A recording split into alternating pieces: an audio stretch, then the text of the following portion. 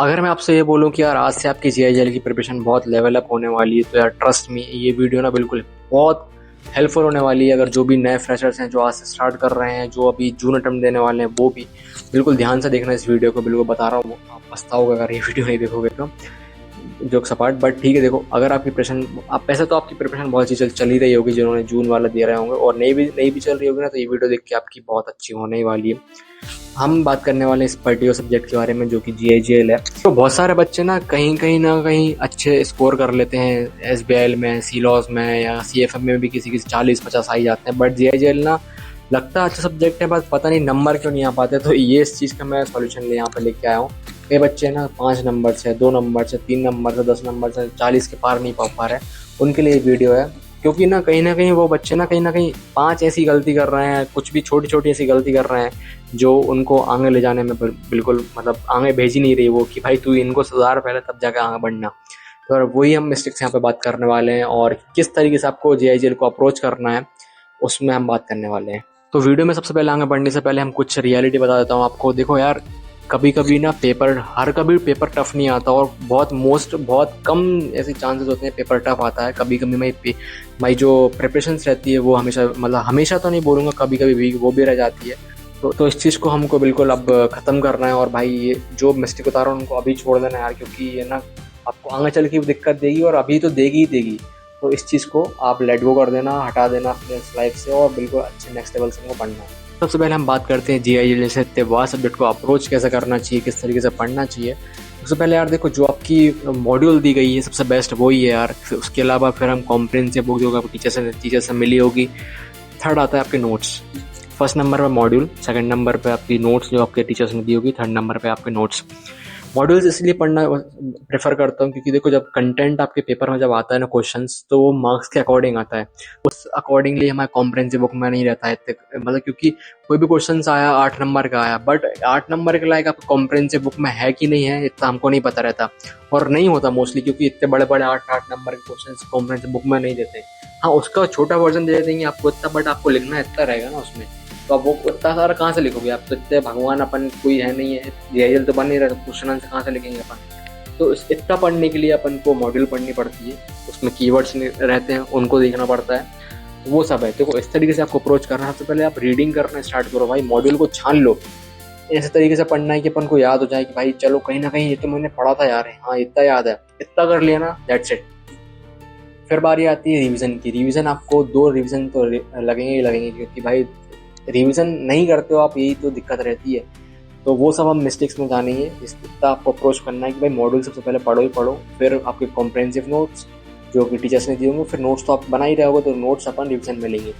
तो यार अपन अब बात करते हैं मिस्टेक्स के बारे में, मिस्टेक्स कैसी क्या कौन सी है, तो अपन इस वीडियो में बात करने वाले हैं। तो यार सबसे पहले अगर हम मिस्टेक्स की बात करते हैं ना, सबसे पहले नंबर पे आती है भाई आप लोग रटना बंद करो यार, कितना रटते हो भाई। मेरे डीएम्स भरे पड़े भैया, इनको कैसे याद करूँ, रट लूँ क्या, ये नहीं हो रहा तो रट लूँ क्या, वो नहीं हो रहा तो भी रट लूँ। भाई देखो यार, आप इतने बड़े सिलेबस है आपका, जीआईजीएल अलग है, सीलो अलग है, आपके पास एसबीआईएल, कितना रटने जाओगे आप, ये भी समझो। सबसे पहले यार रटना एक सॉल्यूशन उसका निकाल, सबसे पहले अपन देखो उसका सॉल्यूशन निकालना चाहिए। आप क्या करना है, पेन पेपर लिखना है, और आपको बार बार लिखते चलना उसको, कि भाई जब तक याद नहीं होता लिखूंगा।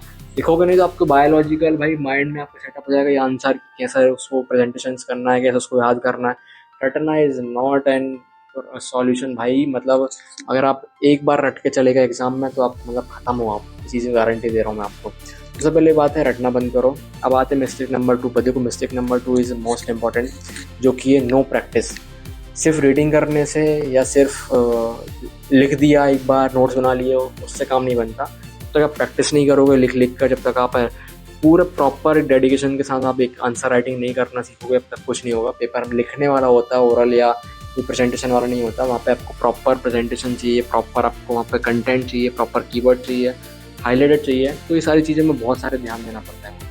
इसके अलावा भी अगर कोई भी चेकर अगर कॉपी चेक करता है, उसको नीट एंड क्लीन एंड पूरा कंटेंट हाईलाइटेड, अगर सीधी बात समझो, अगर आपके पास एक पेपर आता है और उसमें कुछ भी राइटिंग लिखी हो, कुछ भी लिखा हो, तो आप उसको डीपली चेक करोगे ना कि यार इसको कैसे चेक करूँ, तो घुस जाते हो उसके अंदर क्या देखने के लिए क्या है। अगर आपके पास नीट एंड क्लीन हाईलाइटेड बिल्कुल कीवर्ड्स ऊपर दिख रहे हैं, अगर वो दिख जाए तो आप ऊपर ऊपर चेक करके फिर माइंडसेट ये बन जाता है ना कि आगे इसने सही लिखा होगा। तो वैसे ही हमको इस एग्जामिनर का माइंड पढ़ना और वैसे ही हमको प्रेजेंटेशन करके आना। भाई राइटिंग अच्छी लिखो, स्पीड मेंटेन करो, बट इतनी भी गंदी नहीं कि भाई पेपर में घुस जाओ, एग्जामिनर घुस कर तुम्हारा चेक करे। तो ये चीज़ छोड़ देना और हाईलाइटेड करना सीख जाओ कि अंडरलाइन सेक्शंस अगर आ रहा है तो कोई लिखना है, नहीं आ रहा तो बिल्कुल छोड़ गया है। मिस्टेक नंबर 3, आप लोग रिवीजन बिल्कुल नहीं करते हो भाई। मैंने बहुत लोगों को देखा है कि यार सिर्फ मॉड्यूल पढ़ ली, नोट्स पढ़ लिए, हाईलाइट कर लिया, खत्म। ऐसा नहीं होता। देखो मॉक टेस्ट दो, टेस्ट सीरीज दो, चैप्टर वाइज मॉक टेस्ट दो, MTPs लगाओ, RTPs लगाओ, क्योंकि वही जितनी नंबर्स ऑफ वेराइटीज आप क्वेश्चंस करोगे ना, उतने ही आपके लिए बहुत एडवांटेज रहेगा और उतने ही आपकी कॉन्फिडेंस गेन होगा।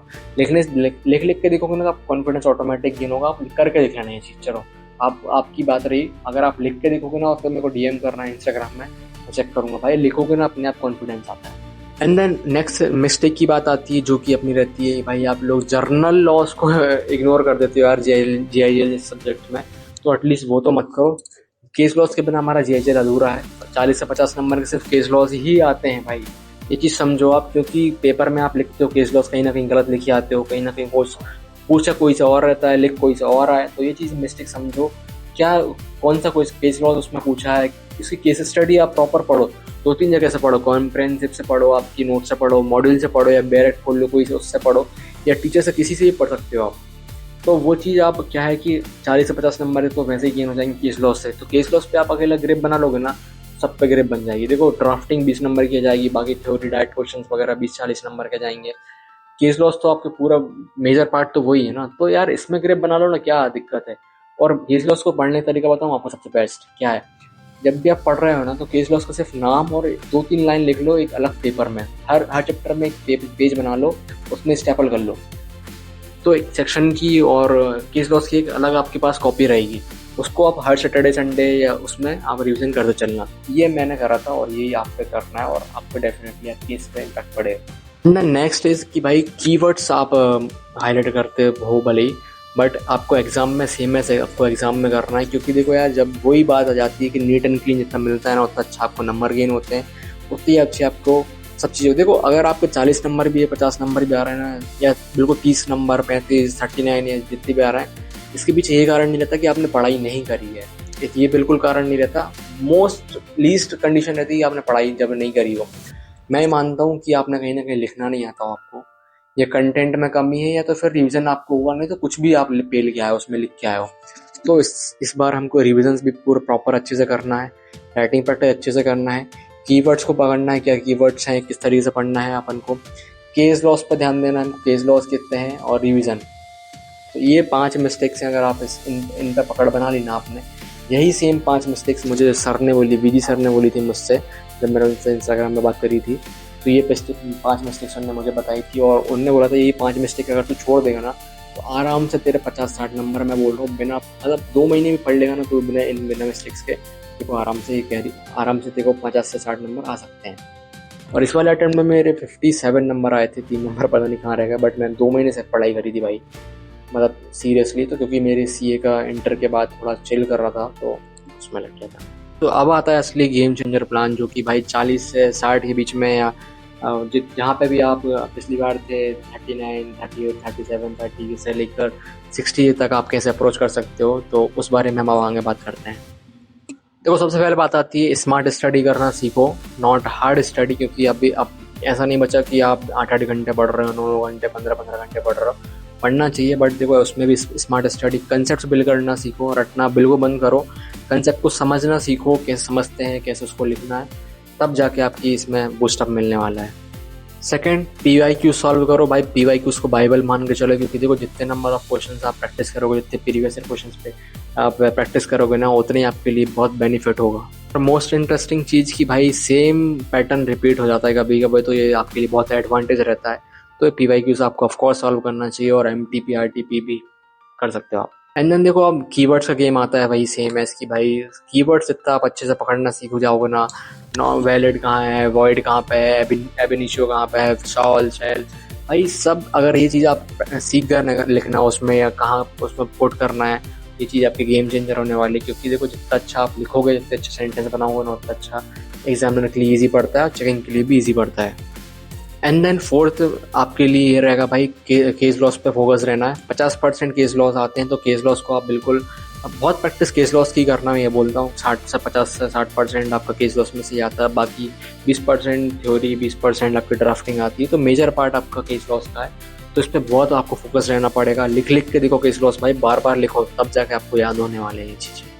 और मेन इंटरेस्टिंग चीज़ ये है कि अगर आपने इसको कोर बना लिया ना, तो आपके 60 नंबर, आपके प्रॉमिस करता हूँ 60 नंबर आपके कहीं कन्फर्म है, कहीं नहीं जाएंगे आपके 60 नंबर। बट केस लॉस पे आपको बहुत पकड़ बनानी पड़ेगी। अब लास्ट चीज बट नॉट लीस्ट, देखो रिविजन्स आपके जितने ज़्यादा हो सके उतना अच्छा है। हम लेके चल रहे हैं 2 रिविजन्स आपके होंगे। पहले रिवीजन होगा आपका समझने के लिए, दूसरा रिवीजन होगा आपका एग्जाम स्ट्रेटेजी के वाइज, मतलब एग्जाम में आप किस तरीके से आप प्रेजेंट करोगे अपने आप को, किस तरीके से लिखोगे, क्या आपने कोर है आपका, तो उस तरीके से आपको रिवीजन सेकंड रिवीजन प्लान करना पड़ेगा। बट फर्स्ट रिवीजन आपका हमेशा डीप डेप्थ में होना चाहिए, मॉडल्स में होना चाहिए, और आपका कंसेप्ट प्लानिंग पे होना चाहिए। नॉट भाई कि सिर्फ मॉडल से पढ़ लिया, नहीं, कंसेप्ट बिल्ड होना चाहिए उसमें आपके रिवीजन, मतलब कि ईच एंड एवरी कॉन्सेप्ट आपका उसमें रिकॉल होना चाहिए, और राइटिंग होना चाहिए मेन चीज़। ओके गाइस, तो अब हम देखते हैं कि एक टॉपर अपने कॉपी को कैसे प्रेजेंट करता है, अपने आंसर को कैसे प्रेजेंट करता है, और इतने अच्छे मार्क्स कैसे उसके आ जाते हैं, क्या स्ट्रेटेजी वो फॉलो करता है लिखने में, आंसर लिखने में। तो अब हम जानते हैं उस चीज़ को। देखो सबसे पहले हम बात करते हैं कि जो आंसर के 3 पार्ट रहते हैं। सबसे पहले मेन जो आपका रहता है intro part, second body part, third आपका कंक्लूजन फॉर्मेट रहता है। तो इन चीज़ में आपको ब्रेक डाउन करना है कि भाई इंट्रो क्लियर इंट्रो होना चाहिए, सटीक इंट्रो होना चाहिए, मतलब कि क्लियर दिखना चाहिए किस बारे में आप लिख रहे हो, क्या टॉपिक आना चाहिए उसमें। बॉडी में मतलब किसके लिए लिख रहे हो, उसमें क्या आना चाहिए और क्यों आना चाहिए, तो वो आपका बॉडी में जाता है। कंक्लूजन मतलब कि इसका सॉल्यूशन क्या है। तो ये 3 आपके मतलब इंट्रो, बॉडी और आपका फॉर्मेट, कंक्लूजन फॉर्मेट, तो ये 3 में आपको बहुत पकड़ बनानी है, तब जाकर आपका एक आंसर पूरा कंप्लीट होता है। अब इसमें आंसर में क्या क्या ध्यान रखना, सबसे पहले आपको देखो सेक्शन नंबर जो आपका इंट्रो में आता है, सेक्शन नंबर नहीं आता बिल्कुल मत लिखो, आता है तो अच्छे से अंडरलाइन करके लिखो। भाई तू देख एग्जामिनर हमने बिल्कुल याद करके आया और लिखा भी सही है हमने, ये चीज़ आपको ध्यान में रखना है। भाई सेकंड इसकी भाई कीवर्ड्स वही सेम है। कीवर्ड तो यार देखो हर जगह ही आते हैं आपके, जीआईजेल में हो चाहे सीलो में हो, तो कीवर्ड को अंडरलाइन करना सीखो। जिगजैग वाली कर लो या प्लेन कर लो, सेम कलर से करना, दिख जाते हैं अलग अलग, बट सेम कलर से करना। ब्लू से करना है, ब्लू से या तो ब्लू से लिखते हो तो ब्लू से ही करना, या ब्लैक से लिखते हो ब्लैक से ही करना, बट अंडरलाइन आपको करना है। और आपको पॉइंट वाइज आंसर्स लिखना है। अगर डायरेक्ट क्वेश्चन है तो आपको पॉइंट वाइज करके लिखो, क्योंकि पैराग्राफ थोड़ा सा कम दिखता है। पॉइंट वाइज करके लिखोगे, 5 पॉइंट लिखोगे तो अच्छा खासा दिख जाएगा वो। देखो same knowledge better presentations, 14-15 marks आपके जेब में है। ये चीज़ समझो भाई, प्रेजेंटेशंस के बहुत मार्क्स मिलते हैं, मॉडरेशन के मार्क्स मिलते हैं, बस इसी को देख के मिलते हैं कि आपने मेहनत करी है, आपने सेक्रीफाइसेस करे हैं, आपने प्रैक्टिस करी है, आपने बहुत सारी चीज़ें जो नहीं करनी चाहिए या जो करनी चाहिए वो आपने नहीं करी हैं, मतलब लॉट ऑफ आपने बहुत सारी अच्छी मेहनत करी है। तो बट तो ये सारी चीज़ें थी, आपकी मिस्टेक्स भी मैंने आपको बता दी हैं, और क्या स्ट्रेटजी आपकी आगे रहेगी इनको लेकर वो भी मैंने बता दी है, और कैसे टॉपर्स अपने आंसर को प्रेजेंट करता है वो चीज़ मैंने आपको बता दी है। तो बस यार ये चीज़ समझो कि जीआईजेल टफ नहीं है भाई, बस अपनी प्रिपरेशंस कहीं ना कहीं उस लेवल तक नहीं जा पाती है, या अपना जो माइंड रहता है वो अपन को पहले आप बना लेते हो कि यार जीआईजेल टफ है, दूसरों सुन लेते हो, सीएफए में डर बन जाता है ना, बट है कुछ नहीं उसमें। मैं भी फेल हुआ हूँ, बट उसमें है सही में कुछ नहीं, बट वो ओवर कॉन्फिडेंस के कारण मैंने पट गया था। बट तो यही है कि भाई अपने आप को मत उसमें समेटो कि वो टफ है, ये ईजी है, सब एक है भाई, सब एक। कोई बच्चा एसबीआई में फेल हो जाता है कि मतलब वो टफ है, नहीं, सब चीज़ एक अपने अपने लेवल पे आती है, सब चीज़ अपने अपने एक स्तर पे चलती हैं। तो ये वीडियो यहीं पे एंड करता हूँ, और जो भी इसमें डाउट आ रहा है आपको, जो भी आपको पर्सनल बात करनी है, इंस्टाग्राम आईडी मेरी ये रही, इस पर आप मेरे को डायरेक्ट डीएम करना। और ये मिस्टेक्स भाई जो बिल्कुल है आप बिल्कुल आज से ही निकाल के फेंक दो। और जो चीज़ मैंने आगे बताई है आपको, स्मार्ट स्ट्रेटजी करना, आप रिविजन प्लान करना, कीवर्ड से फोकस करना, यूआईक्यू सॉल्व करना, इन पे ज़्यादा फोकस करो। बस इतना ही है भाई, इतना अगर आपने कर लिया ना, मतलब 40 से 50 नंबर, 60 नंबर कहीं नहीं जा रहे। बढ़िया अच्छे से प्रिपरेशन करो। जहाँ भी दिक्कत आ रही है आप मुझे डीएम कर देना भाई, जो भी आप मेरे को ऑलरेडी इंस्टाग्राम में आइडिया दी थी आपको, आप मेरे को डीएम करो जल्दी से, जो भी आपको बात करनी बात करो। मिलते हैं अपन नेक्स्ट वीडियो में। आप बता देना कौन सी सब्जेक्ट पे आपको वीडियो लेके आनी नेक्स्ट, तो वीडियो बना दूंगा मैं। और ये वीडियो ऐसा कोई प्रोफेशनल वाली नहीं है, एज अ फ्रेंड मैं आपको दे रहा हूँ, एक टिप्स एंड ट्रिक्स वाली चीज़ें हैं जो एक्सपीरियंस मैंने रहा है, सीए फाइनलिस्ट स्टूडेंट की तरह वो मैंने आपको दिया है, उसको वैसे ही लेना। बट ठीक है, देखो एक्सपीरियंस मैं शेयर करता रहूँगा आपको, इसके लिए सी यू।